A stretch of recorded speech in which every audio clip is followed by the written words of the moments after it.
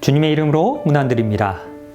유례없는 전염병으로 인해서 세계 경제가 위축되고 있습니다. 이로 인해서 일자리를 찾기가 참으로 어려워졌습니다.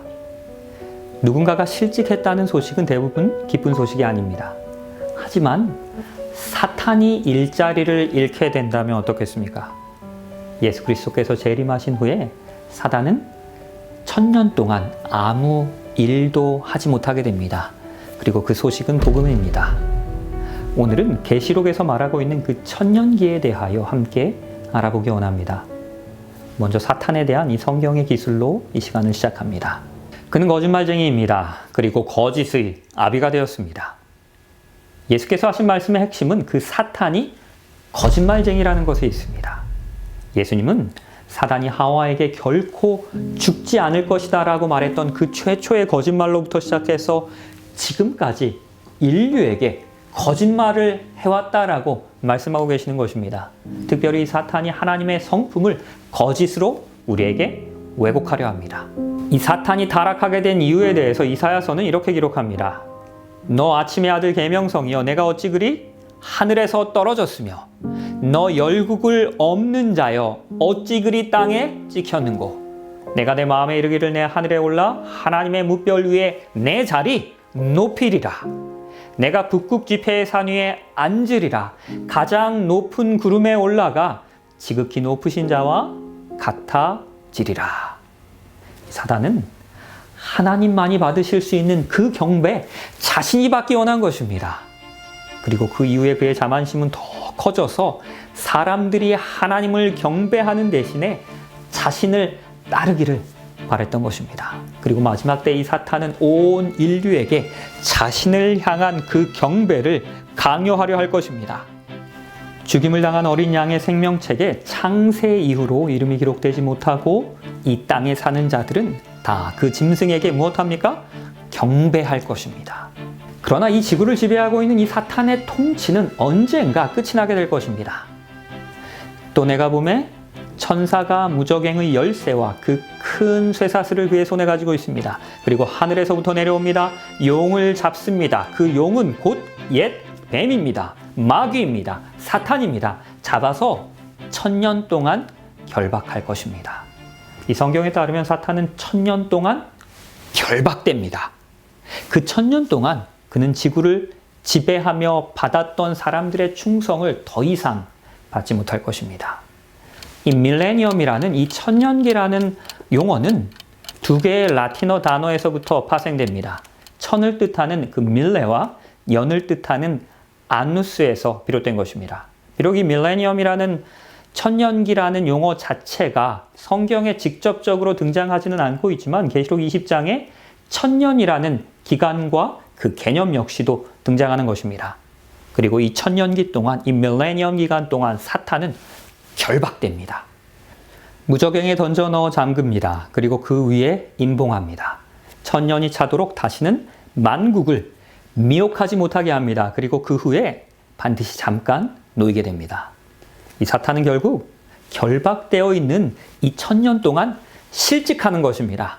그가 지금껏 해왔던 그 만국을 미혹하는 일들을 더 이상 할 수 없게 되는 것입니다. 이 사탄이 결박되기 직전에 일어날 일들에 대하여 데살로니가전서에서는 이와 같이 기록합니다.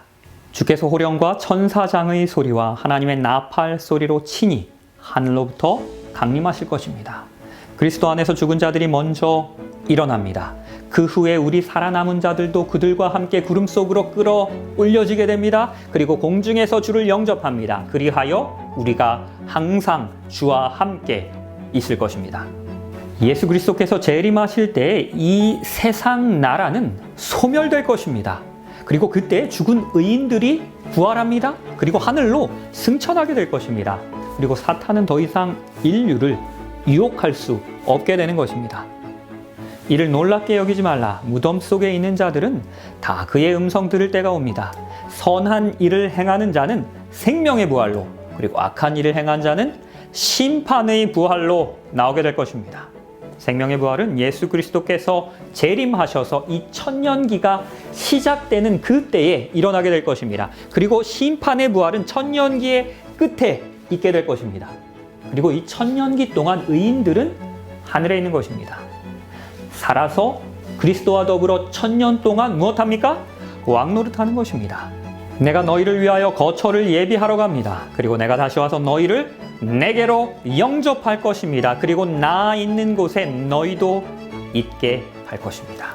하나님의 자녀들은 천년 동안 하늘에서 하나님과 함께 지내는 것입니다. 그리고 이 기간 동안 악인들은 이 땅에서 죽어 있는 것입니다. 이 구원받지 못한 자들은 산들과 바위에게 이야기합니다. 우리 위에 떨어져서 보좌에 앉으신 이의 얼굴에서와 그리고 그 어린 양의 진노에서 우리를 가리라. 그들의 진노의 큰 날이 이르렀으니 누가 능히 서리요. 그 나머지 죽은 자들은 그 천년이 차기까지 살지 못합니다. 이 땅 가운데 죽어 있는 것입니다. 예수님의 재림은 이 땅의 악인들을 멸망시킬 것입니다. 하지만 요한계시록 20장 5절에 의하면 그 천년의 시간이 그 맞춰질 때에 그들은 다시 부활하게 됩니다. 살아나게 됩니다. 바로 이것이 심판의 부활입니다. 천년기가 시작되는 그 재림의 때에 악인들은 멸망합니다. 그날에 여호와에게 죽임을 당한 자가 땅 이 끝에서 저 끝에 미칠 것이나 그들을 위하여는 애곡하는 자도 없습니다. 그리고 시신을 거두어 주는 자도 없습니다. 매장하여 주는 자도 없습니다. 그들은 지면에서 분토가 될 것입니다. 이 지구는 완전히 파괴될 것입니다.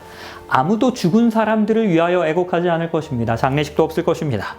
죽은 자들은 이 지구의 표면에서 썩어질 것입니다. 수십억의 인구가 살던 이 세상은 완전하게 파괴되어서 한 명의 사람도 남지 않게 될 것입니다. 보라, 내가 땅을 본즉 혼돈하고 공허하며 하늘에는 빛이 없으며 내가 본즉 사람이 없으며 공중의 새가 다 날아갔습니다. 천년 동안 이 지구는 황폐하게 될 것입니다. 지구는 더 이상 평화나 번영의 땅이 될 수 없는 것입니다. 더 이상 영광의 땅이 아닌 이 지구는 창조 이전과 같이 공허하고 혼돈한 황무지가 될 것입니다. 그러면 이 기간 동안에 의인들은 하늘에서 무엇을 합니까? 계시록 20장입니다. 내가 보좌들을 보니 거기에 앉은 자들이 있습니다. 그리고 이들이 심판하는 권세를 받았습니다. 구원받은 자들은 악인의 심판에 참여하게 될 것입니다. 하나님께서는 하늘의 기록책을 펼치셔서 왜 악인들이 이러한 심판을 받아야만 했는지를 우리에게 보여주실 것입니다. 하늘에 가면 우리는 세 번 놀라게 될 것입니다. 첫 번째로는 나 같은 죄인이 구원받았다는 그 사실 자체에 놀라게 될 것입니다. 그리고 두 번째로는 구원받을 것 같았던 아주 신실해 보였던 하나님의 백성들이 구원받지 못한 사실에 우리는 놀라게 될 것입니다.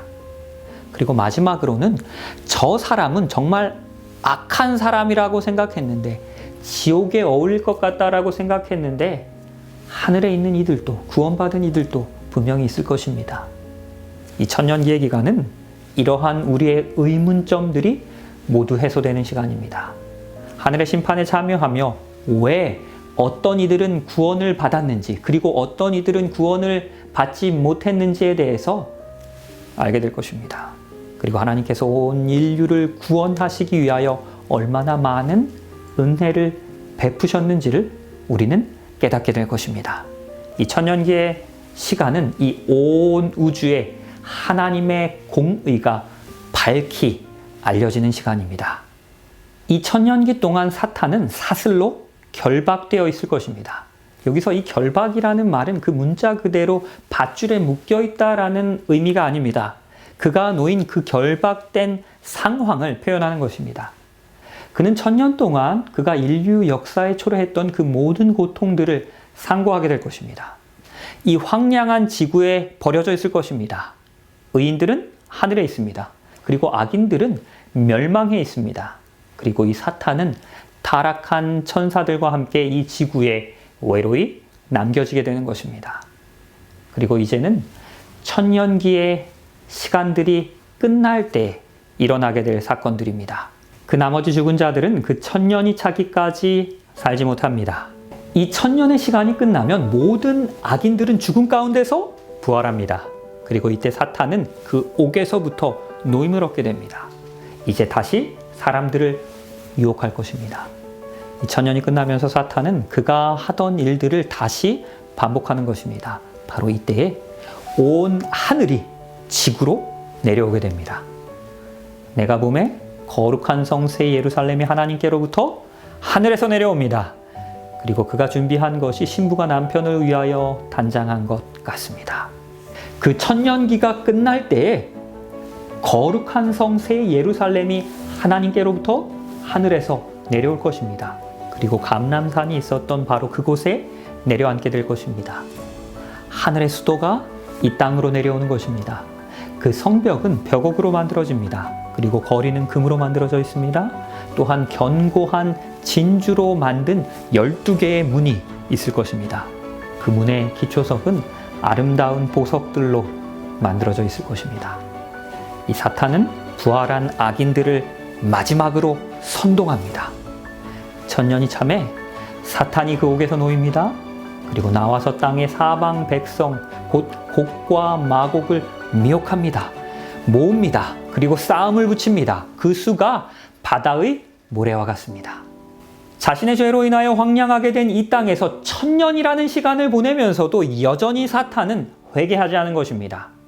하나님께 반역하기 위하여 다시 한번 부활한 악인들을 속이고 선동하는 것입니다. 하나님을 상대로 마지막 전쟁에 참여시키는 것입니다.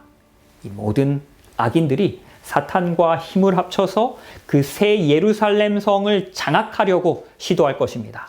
그러나 그 모든 노력은 수포로 돌아가게 될 것입니다.